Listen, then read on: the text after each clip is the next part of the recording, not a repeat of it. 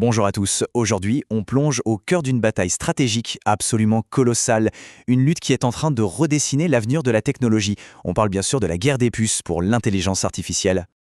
Et non, on ne parle pas d'une simple concurrence ici. C'est une véritable partie d'échecs qui se joue avec des milliards de dollars sur la table, où chaque coup peut sacrer le prochain leader de l'ère de l'IA.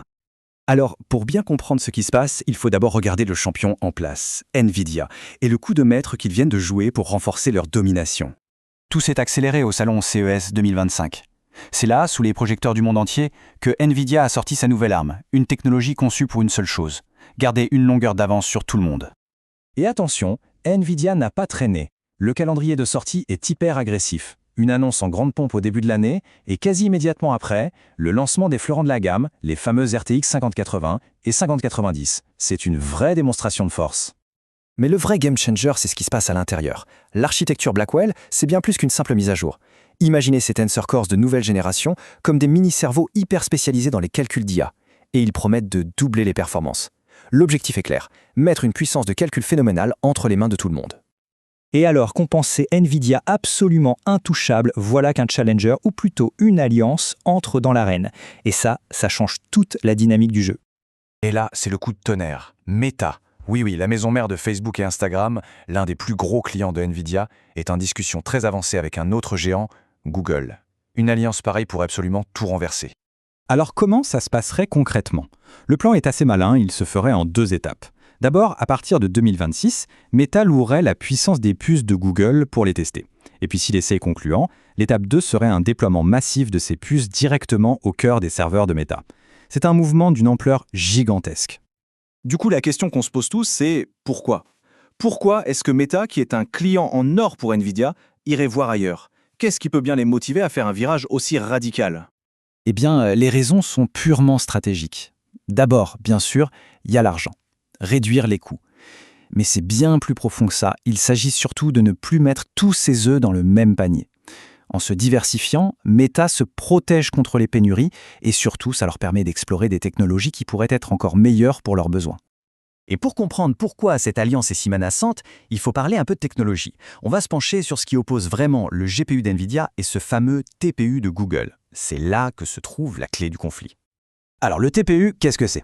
Le nom complet, c'est Tensor Processing Unit, mais ce qu'il faut vraiment retenir, c'est que ce n'est pas un processeur comme les autres, c'est un circuit que Google a fabriqué sur mesure pour une seule et unique mission, être le meilleur, le plus rapide et le plus efficace pour l'intelligence artificielle. Et cette comparaison, elle résume tout. Le GPU d'Nvidia, c'est le couteau suisse ultime, hyper puissant, incroyablement polyvalent, capable de tout faire.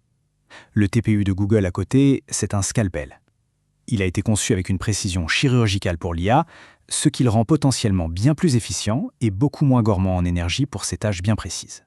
Et attention, ce n'est pas juste un concept sur le papier. Google utilise ses propres TPU depuis des années pour faire tourner ses services les plus pointus. Et ça marche. Le succès de leur modèle d'IA, comme Gemini 3, c'est la meilleure publicité possible pour cette technologie. C'est la preuve que ça fonctionne et que ça fonctionne très bien. Alors forcément, un tel coup de tonnerre sur le marché, ça a des conséquences immédiates. Voyons un peu comment le monde de la finance et les acteurs du secteur ont réagi à cette nouvelle. La réaction des marchés a été, instantanée. L'annonce de ces simples discussions a suffi à faire un peu vaciller l'action de Nvidia, tandis que celle d'Alphabet, la maison mère de Google, a grimpé. C'est un signe qui ne trompe pas, les investisseurs voient là une menace bien réelle pour Nvidia. Évidemment, Nvidia n'allait pas rester les bras croisés. Leur réponse a été très claire et pleine de confiance. Ils ont déclaré en substance « Notre architecture Blackwell a une génération d'avance ».